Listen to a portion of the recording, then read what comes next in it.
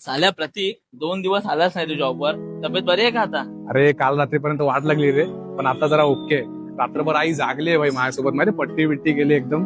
काय नशिबान आहेस तू, तुझ्या आई तुझ्या सोबत राहते. माझ्या आईची आठवण येते रे भाई, गावी असते ना नेहमी, जाता नाही येत रे यार. ठीक आहे ना रे भाई, पण तुझ्याकडे बायको तर आहे एवढी चांगली. भाई तू नसताना ती एवढं चांगलं घर सांभाळते. अबे भाई जेवण काय बनवते माहितीये काय? ते तर आहे रे भाई. खूप नशिबान आहात, हा.